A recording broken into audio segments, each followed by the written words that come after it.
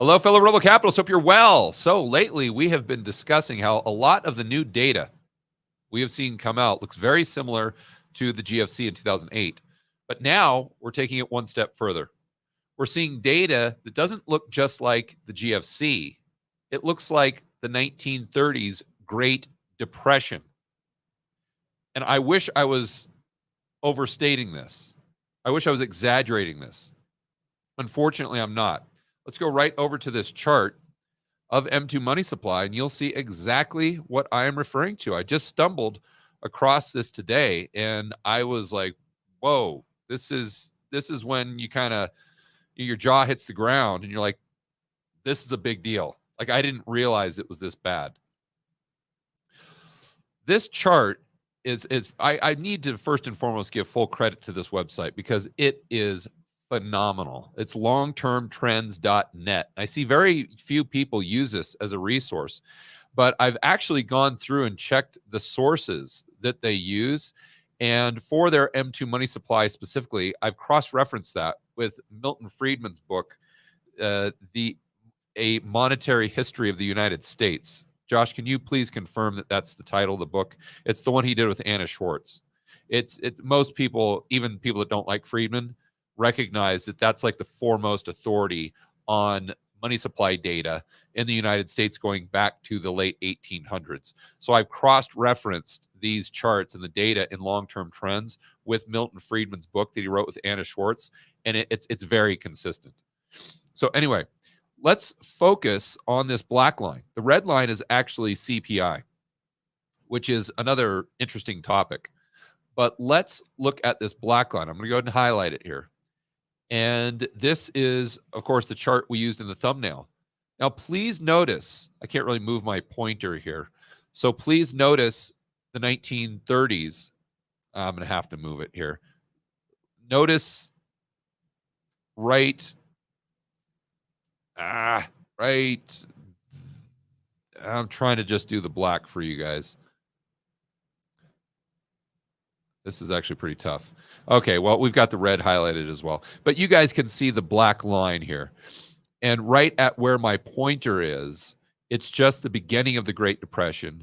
And M2 money supply growth rate was a negative 3.42%. Okay, well, and it got to a point where at the depths of the Great Recession, M2 was contracting by over 10% year over year. Now let's fast forward to the GFC, because most people, that's the biggest kind of crisis that they have in their memory. That's the biggest crisis they actually lived through, where we can see even at the depths of the GFC, M2 money supply growth rate went from 9% year over year down to 1.86%. So even during the GFC, and mind you, we had a quarter of deflation. I believe it was Q1, Q2 of 2009, where it wasn't disinflation, it was outright deflation during the GFC. And this is with M2 going down from 9% growth rate to 1.86% year over year, where now we fast forward to today and we are at negative 4%, negative 4.07% money supply growth. Again, this is 5% worse than the depths of the GFC. And in fact, according to this chart, it has never been negative year over year. It has never been negative year over year since the 1930s and the Great Depression. And today, as we speak, it is negative 4%.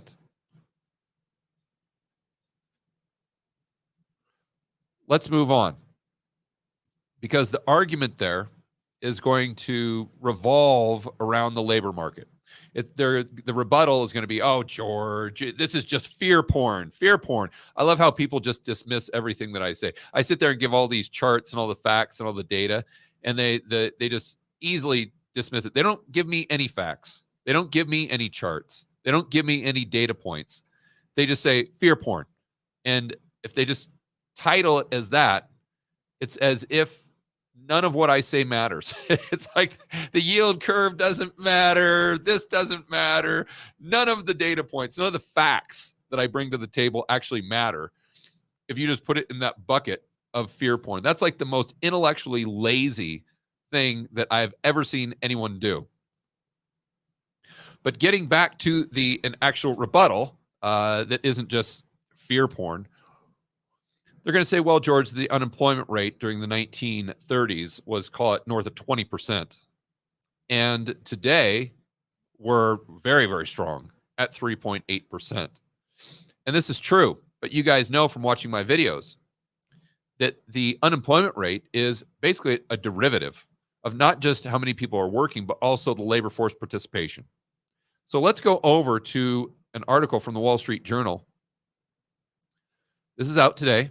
Why America has a long-term labor crisis in 6 charts. Now, their argument is actually saying that the labor market is going to remain tight because we have all these baby boomers retiring and we haven't had the population to replace them. So there's going to be no one to work the jobs.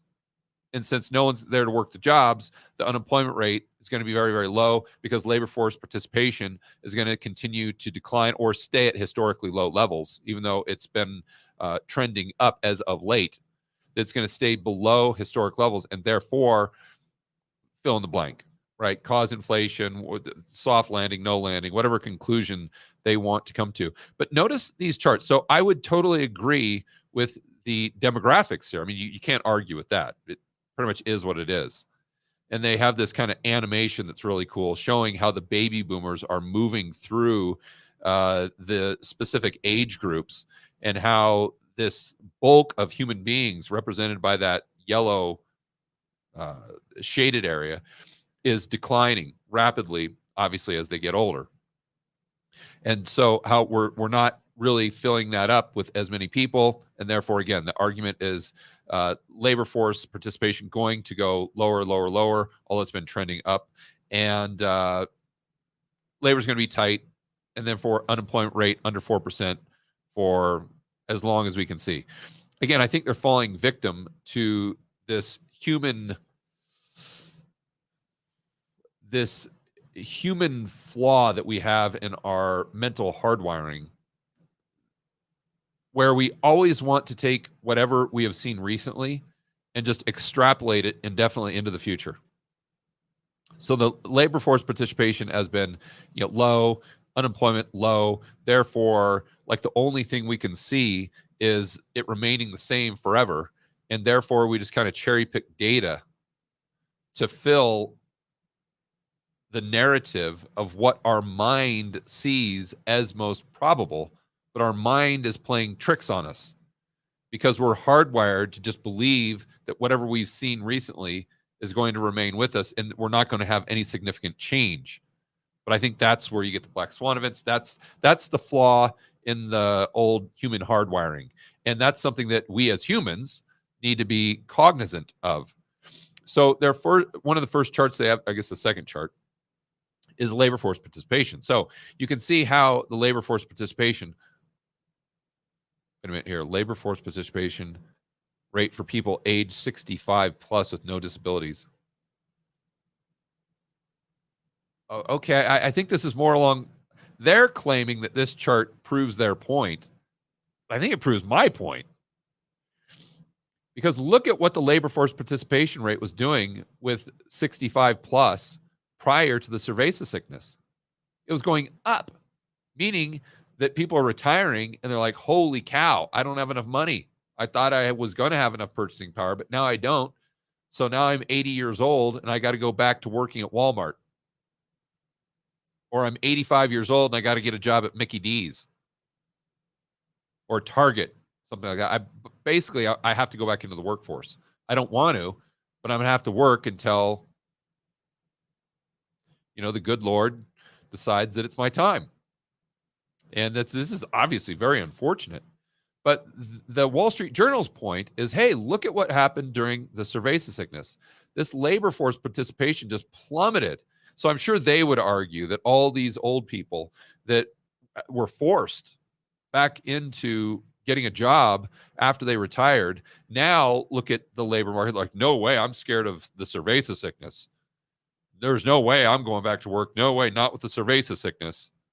As if they are choosing, as though they have a choice. My point is, pretty soon they're not going to have a choice. And whether they're scared of the cerveza sickness or whatever rationale they had, they're going to come to the conclusion that I have to go back to Walmart. It's not, if I don't go back to Walmart, I can't make ends meet.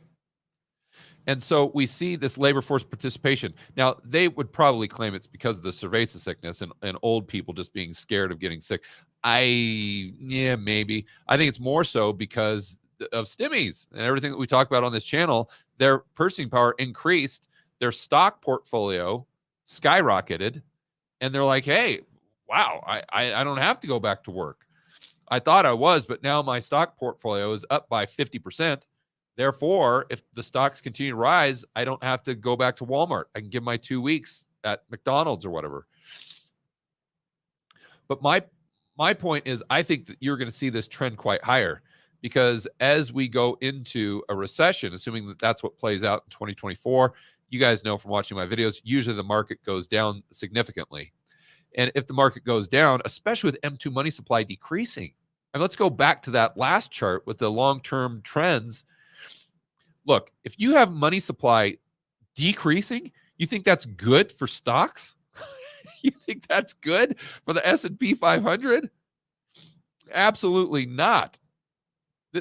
I don't know that you could have anything that's worse for stocks if this continues long term. Now, there's a very good argument that this number is misleading, because it doesn't necessarily represent the aggregate balance sheet of the U.S. citizen, where back in the 1930s, I would argue that represents the aggregate balance sheet, meaning if you have M2 going down, the overall purchasing power is going down as well. But if you have savings, as an example, that's part of M2 that's being traded for treasuries, you see, and then that M2 goes onto the Fed's balance sheet, or it just magically disappears because the Treasury, the TGA, is paying off the Fed for debt that they have maturing. And this requires kind of a whiteboard video. But the bottom line is you can have M2 money supply go down as a result of that M2 being replaced by treasuries. So if it's being replaced by treasuries, it doesn't really impact the aggregate balance sheet. Therefore, I think there's a good argument that it wouldn't necessarily impact purchasing power. But if you start to see loans and leases go down, another thing that we talk about on this channel all the time, or when you start seeing bank credit go down, wow. Let's go over to chart of bank credit. Let's look at this over the last 5 years. And you can see, well, actually, if we zoom in the last 1 year, look at what bank credit is doing. Bank credit over the last year has gone down. It went up, but then it absolutely collapsed, as you would imagine, during Silicon Valley Bank, and it's continued to decline. So if you have M2 money supply going down, while at the same time bank credit, especially loans and leases, going down, then you can safely come to the conclusion that this is likely decreasing the aggregate balance sheet, at least the asset side of the aggregate balance sheet, and therefore impacting purchasing power significantly, just like we saw during the 1930s. So George, I actually just found a fantastic chart of this. I'm going to pull it up right now, of where the XX savings actually is in the economy, if you want to come look at this. Okay, and so let me you can see that the black line is the household incomes, 40% and under. And right now, the only XX savings that is still above pandemic levels is the 80%. The 80 percentile of earners. Okay. So the top 20%. So basically rich people. So rich people that didn't really have a problem to begin with, they have not yet burned through the additional savings accumulated from the government response to the cerveza sickness. But you can see that the 80%, meaning the poor, middle class, and even the upper middle class, they have almost completely burned through their savings. And it looks like actually more than that. Yeah, that the household 0 to 40%, I can see, are negative. their savings is actually lower. It's actually everything under 80%. So 80% and under is much I lower. see that. Yeah, the pink is now negative too, isn't it? Yeah. So 0 to 80% now lower. But the scary part, Josh, is the yellow line is trending down too. Yeah.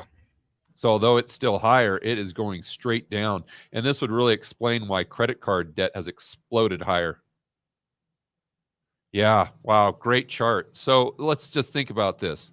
If we have purchasing power that's actually declining, which most of the data would suggest we have, then this is very, very bad for stocks, especially in an economy that's 70% consumption. And my point here is that going back to what the Wall Street Journal is saying with their article, I would argue that it's the opposite. You're going to have the labor force participation explode higher. And it's most likely going to come from these baby boomers that want to retire, but they can't. They don't have a choice. Their stock portfolio is lower. Their purchasing power has been squeezed because they no longer have additional savings. And now they're making the same or maybe a little bit more with their Walmart job. But the price of what they have to buy daily has gone up way, way, way higher. So their purchasing power overall is a lot lower, and they don't have that buffer from the additional savings. And so my point is, let's just assume that the labor force participation is or was at 25, 26% prior to the survey sickness. I don't see why it wouldn't go to 30, 35, 40%.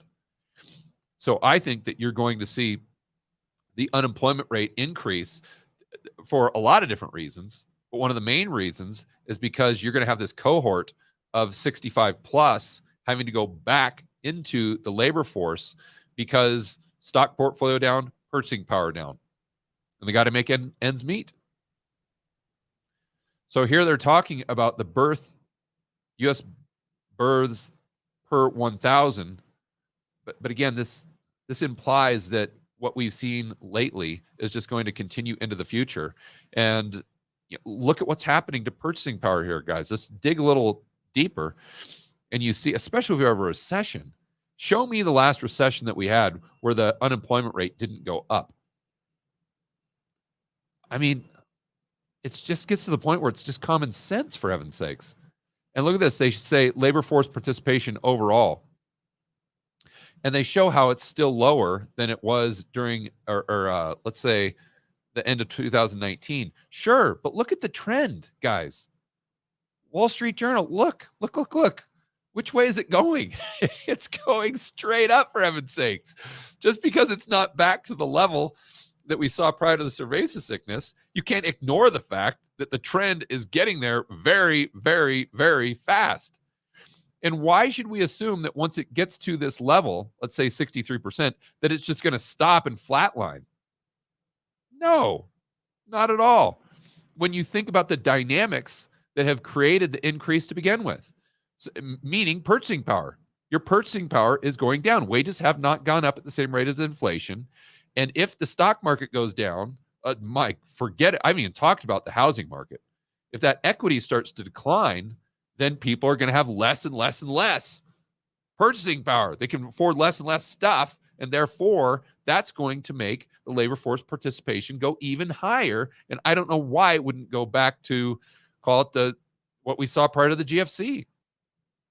Not because people want to go back to work, but because they just don't have a choice. And this is exactly why the labor force participation rate went down, because they didn't have to work. And it's exactly why it's shot up so high. I don't know why that it's such an obvious thing, just staring right at them, like the elephant in the room we always talk about. I don't know.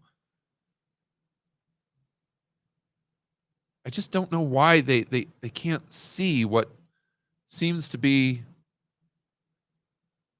just so, or they won't acknowledge what seems to be so obvious. And so here what they're talking about, oh yeah, this is going to put wage pressure, the wage price spiral, yada, yada, yada.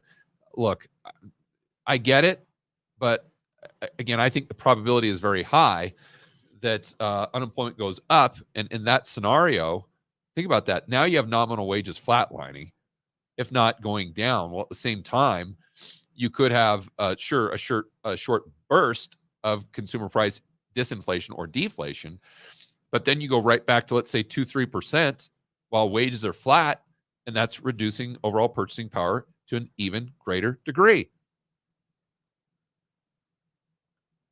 Number of foreign-born workers. You guys have heard me talk about this, and I'm not here to have any opinion, or I'm not here to discuss my opinion on illegal immigration. But look, the bottom line is we have massive amounts of people heading for the U.S. border right now as we speak. And I know that because I've got employees that work for me that have friends and family members that are part of this huge group of people that are migrating across Central America right now as we speak. And you say, George, there's always people crossing the border illegally. Yeah, I get that. But you are going to see the amount of people explode higher because they think this is their one opportunity to get across the border illegally and get their work permit. And again, I know this because I've got employees that are actually right in my apartment right now that work for me, that have family members that are sending them videos every single day. And they're showing me these videos of literally hundreds of thousands of people. At least it looks like hundreds of thousands to me. Maybe it's tens of thousands that are part of this massive group that's just moving across Central America. They're in Costa Rica right now. And my point is that if the laws or lack of laws stay the way they are right now, that's going to have a wave of people. And if they get in, then that's going to encourage and incentivize other people to do the exact same thing. And that's going to increase the amount of labor force, going to put downward pressure on wages. Again, not saying that's bad or good. That's for a separate video. But that's just what we need to understand is headed for the United States. And the United States is going to see that at their border, I would say within a couple months. And it's staggering that the mainstream media isn't talking about that. All right, some incredible stuff. And guys, I can't encourage you to go to longtermtrends.net enough and check out that data on your own. You're going to see numbers that we haven't seen since the Great Depression. That's the only way to stay it. And that's not hyperbole. That's not fear porn or whatever you want to call it. That's just stating facts. So we need to watch this closely. We need to watch loans and leases. We need to watch bank credit to determine what is happening to the aggregate balance sheet in the United States. And if that balance sheet is decreasing, then we know we've got a situation on our hands that could be very similar to the 1930s Great Depression. All right, guys, enjoy the rest of your afternoon. As always, make sure that you're standing up for freedom, liberty, free market capitalism. If you want to see more of the most important recent stories we have discussed right here on this channel, Josh will put them in a playlist right about here, and we'll see you on the next video.